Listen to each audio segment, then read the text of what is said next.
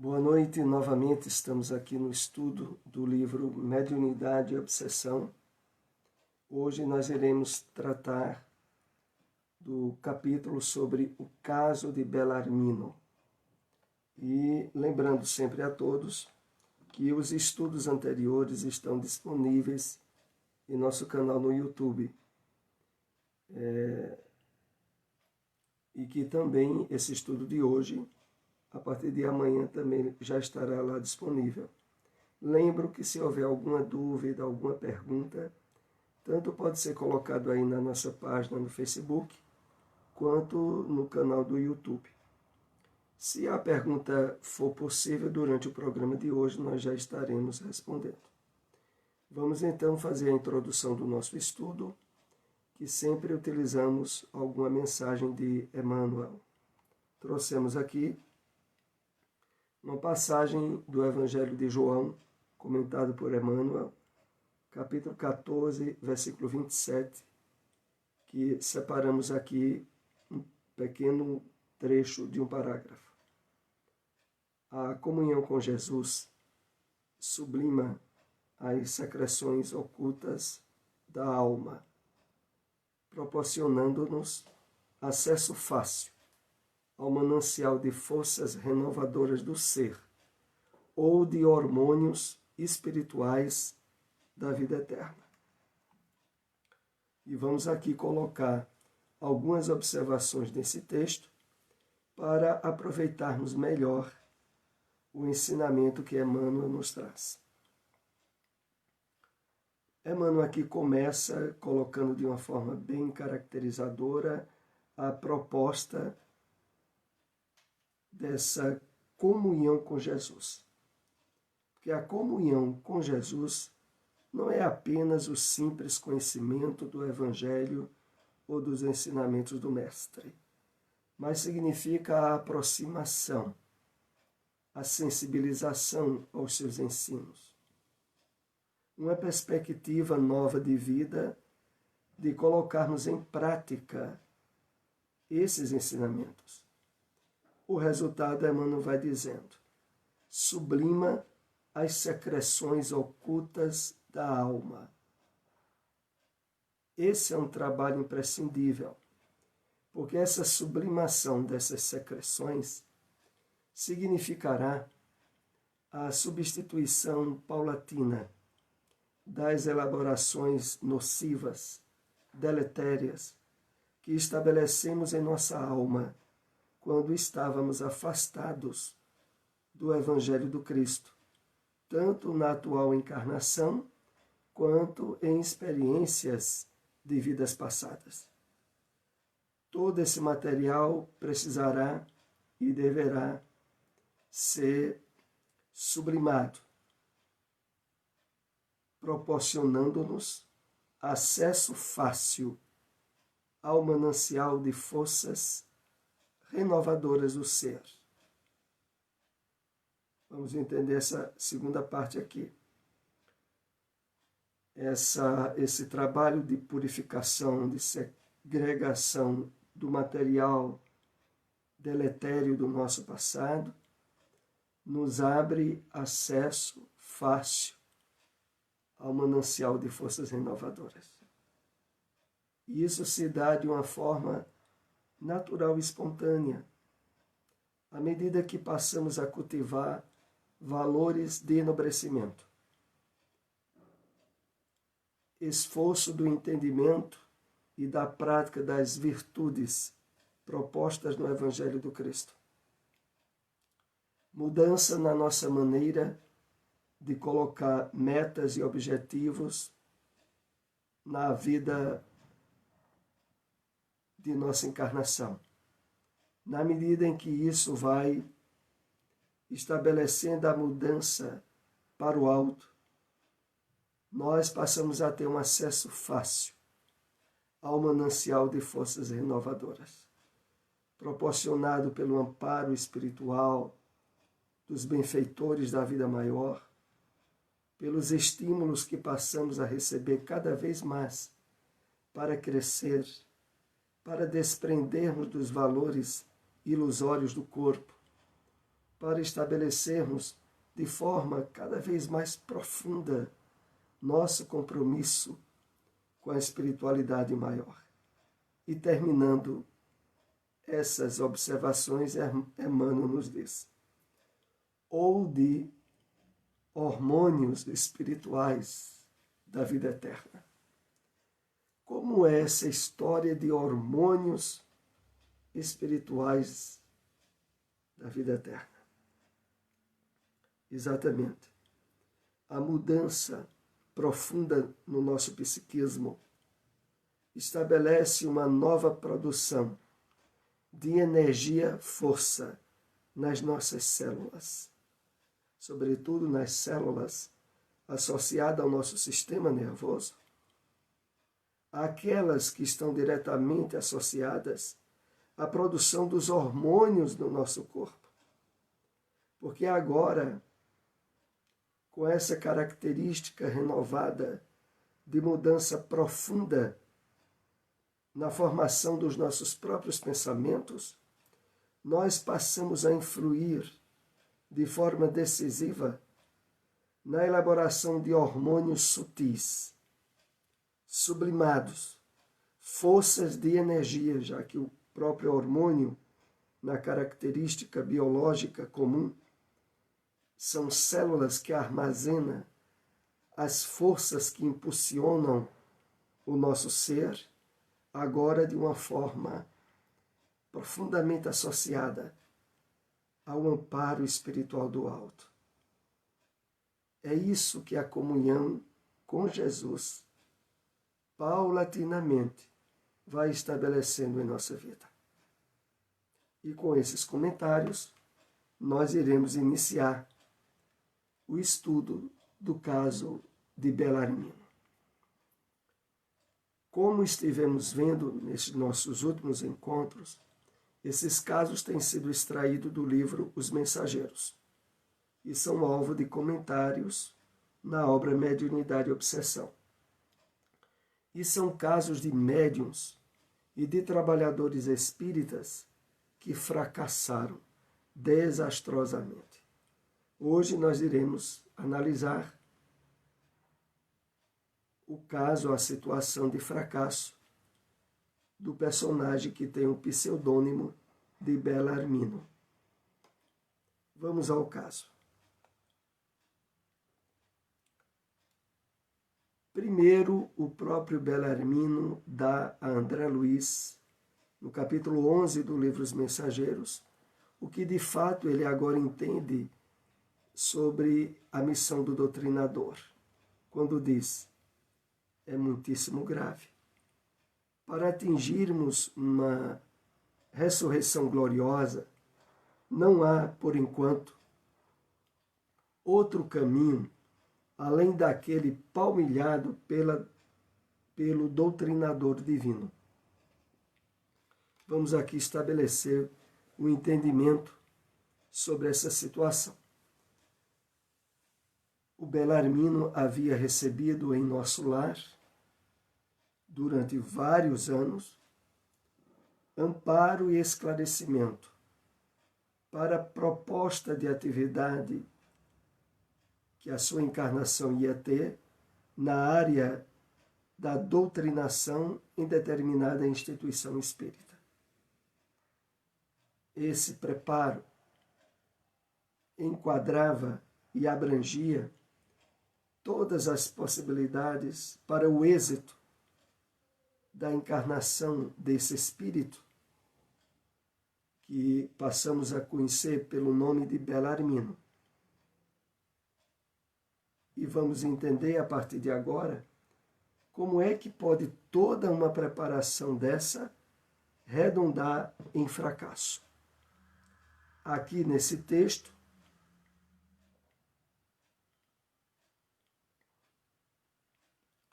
há uma parte bem significativa que queremos abordar. Para atingirmos uma ressurreição gloriosa. A palavra cunhada aqui por Emmanuel não é reencarnação, é ressurreição. e não é no mesmo sentido da reencarnação.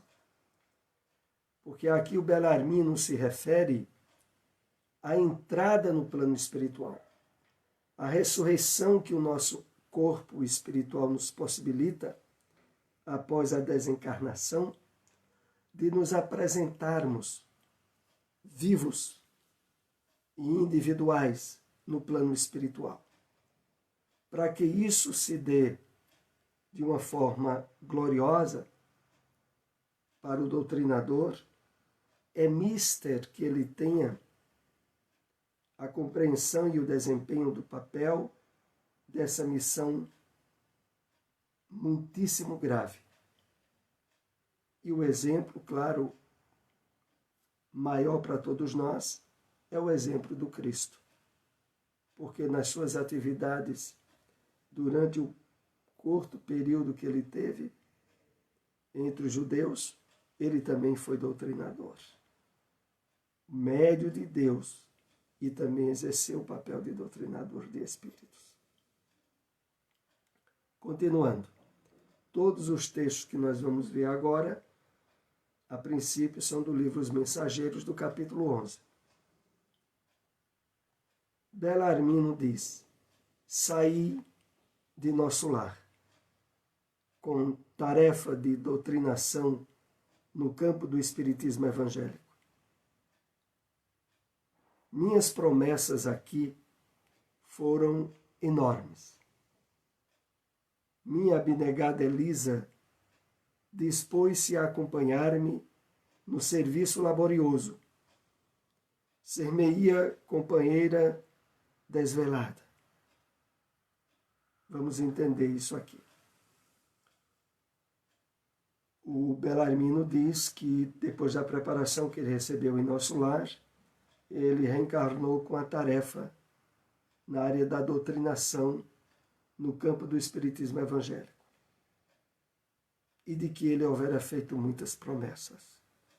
Ele contaria na encarnação com o amparo e o apoio de um espírito que iria ser a sua esposa, Elisa, e que iria lhe acompanhar durante todo o trabalho laborioso na área da doutrinação que ele estava assumindo.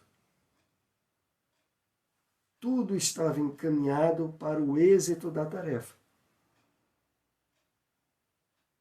Por que será que não deu certo? É o material de estudo que nós temos hoje. Há de estranhar, certamente. Tenha eu fracassado, sabendo tanto. Minha tragédia angustiosa, porém, é a de todos os que conhecem bem, esquecendo-lhe a prática.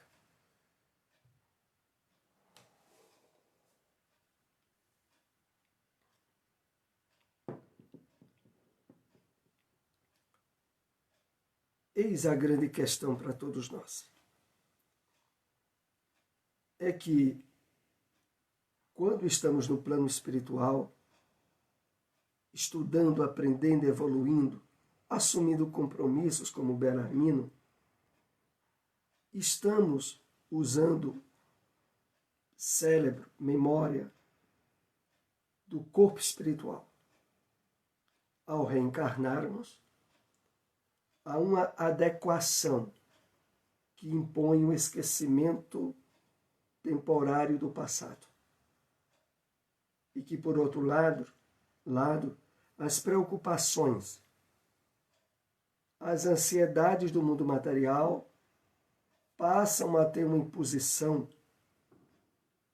que, normalmente, para muitos espíritos, transforma-se em desequilíbrio na área moral, na área comportamental.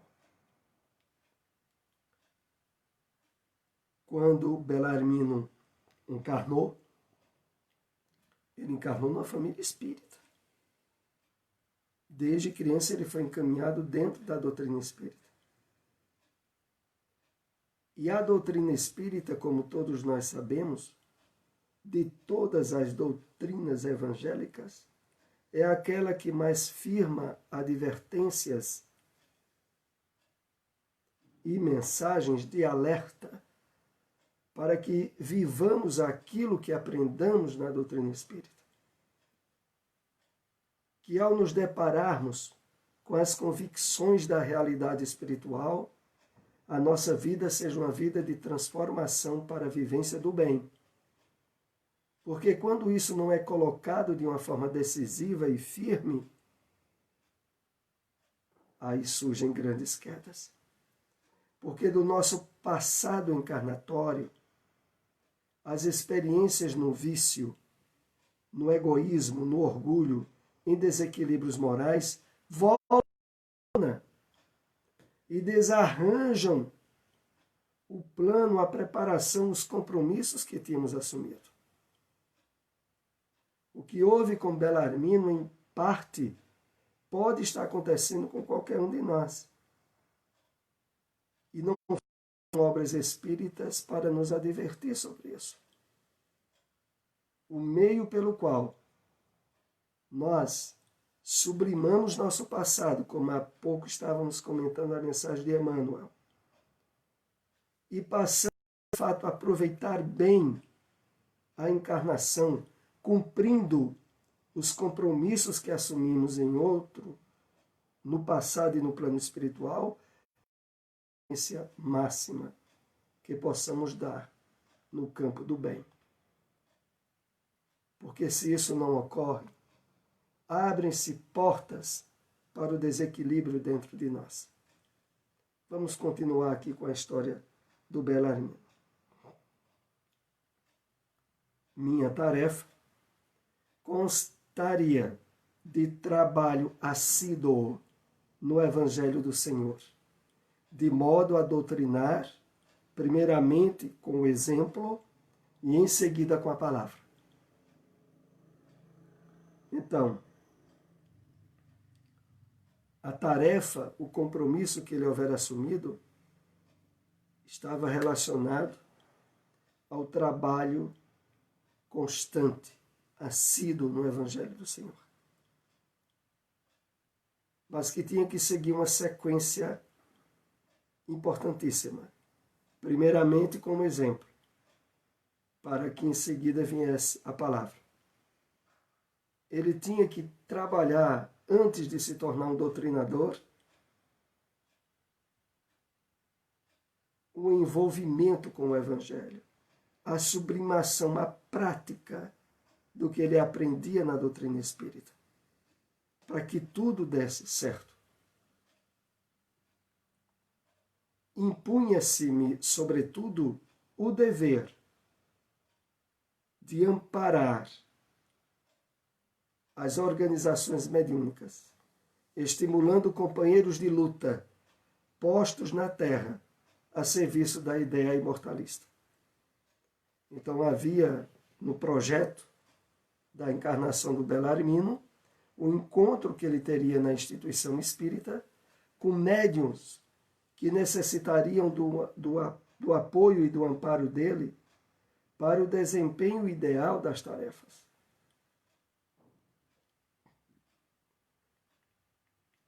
Continuemos.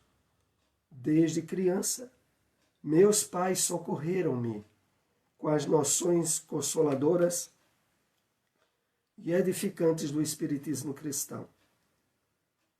Circunstâncias várias que me pareceram casuais situaram-me o esforço na presidência de um grande grupo espírita.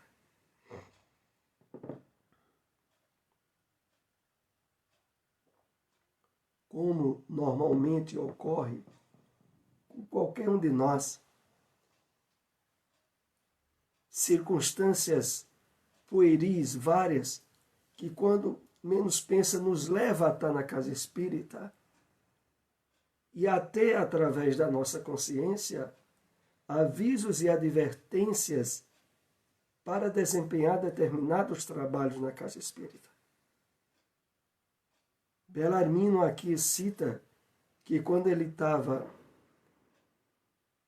encarnado, essas circunstâncias várias lhe pareceram obra do acaso. Mas De modo nenhum eram. Ele estava sendo conduzido para o posto de presidência de um grande grupo espírita, onde ele exerceria o trabalho de doutrinador. Os serviços eram promissores. As atividades nobres e construtivas, mas enchime de exigências, levado pelo excesso de apego à posição de comando do barco doutrinário. Aí, a ausência da vida, da prática do que ele aprendera no Evangelho à luz da doutrina espírita, começou a abrir brechas para o desequilíbrio. Uma das brechas era essa condição do temperamento dele de apegar-se à posição de comando na instituição espírita em termos de excessivo apego. Voltava do passado ominioso do Belarmino,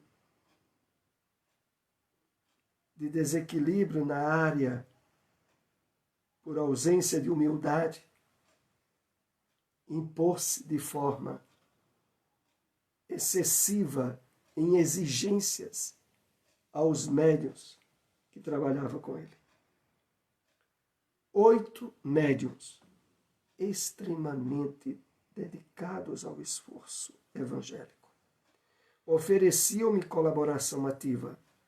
Contudo, procurei colocar acima de tudo o preceito científico das provas insofismáveis. A questão é que Belarmino começava a exigir dos médiuns nas atividades de trabalho da instituição detalhes e comprovações do que eles percebiam na realidade espiritual, e esses médiuns normalmente não tinham condições de satisfazer as minúcias que o Belarmino queria. E isso fez com que ele começasse a criar problemas na atividade mediúnica.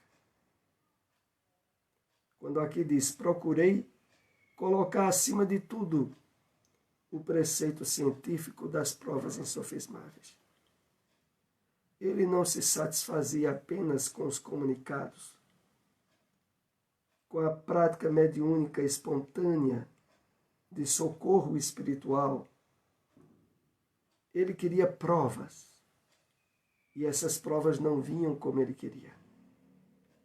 E aí ele diz, não seria melhor estabelecer um processo mecânico e rápido para as comunicações? Por que a negação do invisível aos meus propósitos de demonstrar positivamente o valor da nova doutrina? Aqui ele fez 2 aquirições para ele mesmo. A primeira delas,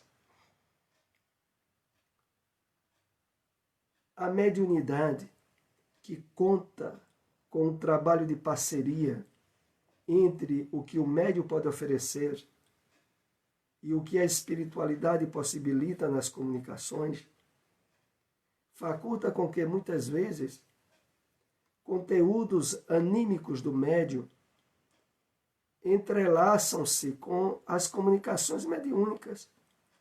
Mas o Belarmino não queria que fosse assim. Ele queria que as coisas fossem absolutamente claras.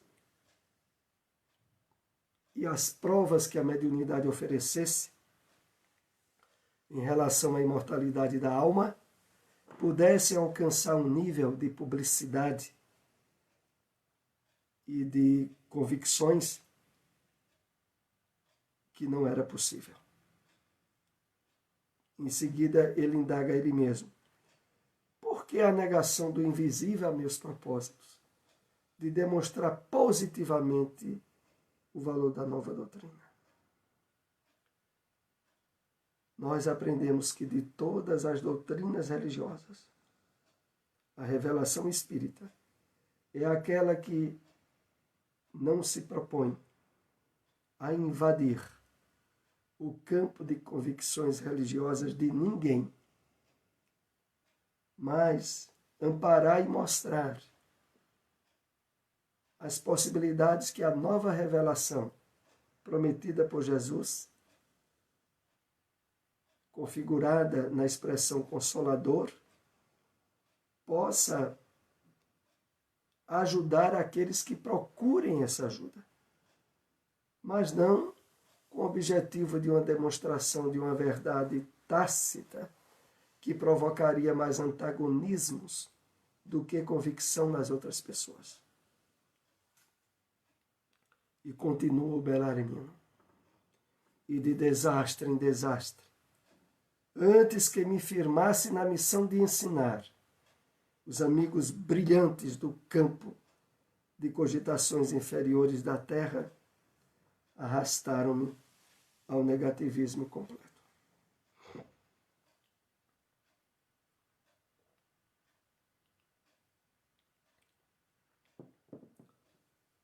De solicitações em solicitações não atendidas,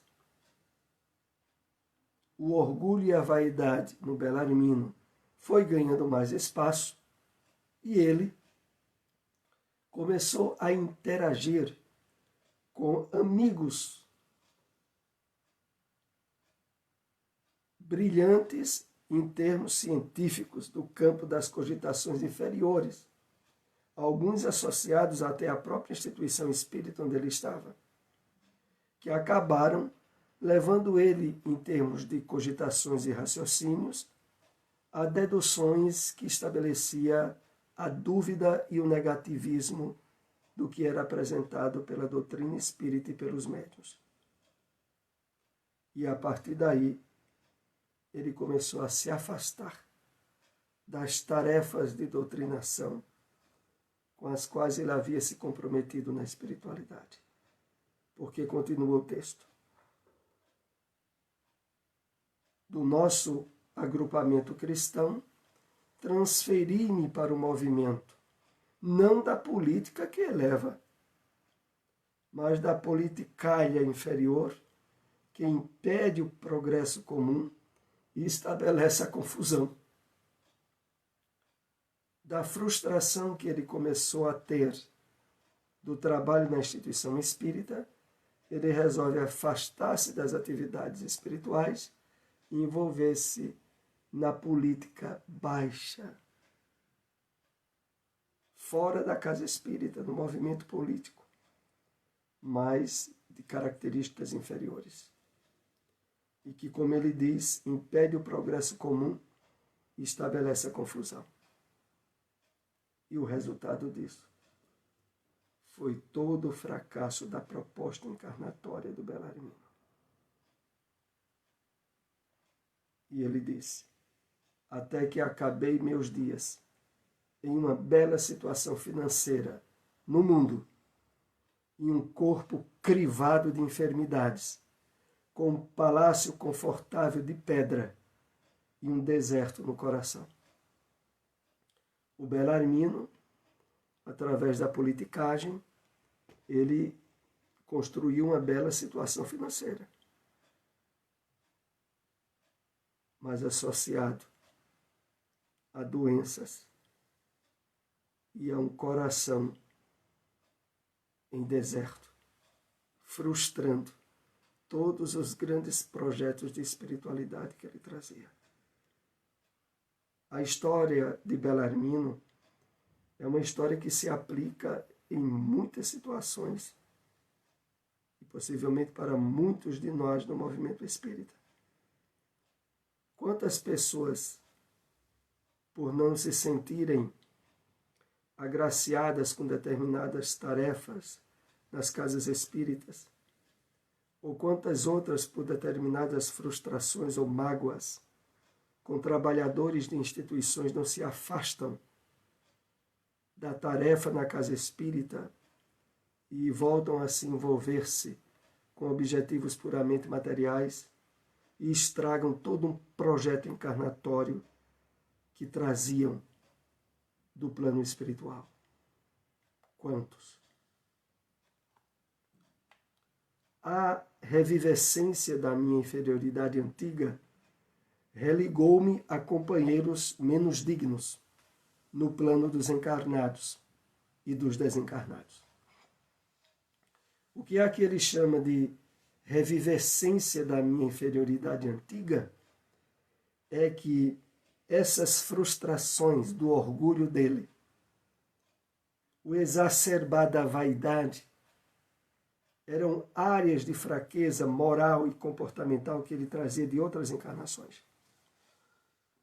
E que pelo fato dele não ter sido ativo na vivência do que ele conhecia na doutrina espírita, acabou associando ele a espíritos encarnados e desencarnados, que se tornaram estimuladores para a revivescência desses aspectos negativos do comportamento e prejudicasse todo o seu projeto encarnatório. E isso serve também de muita advertência para nós.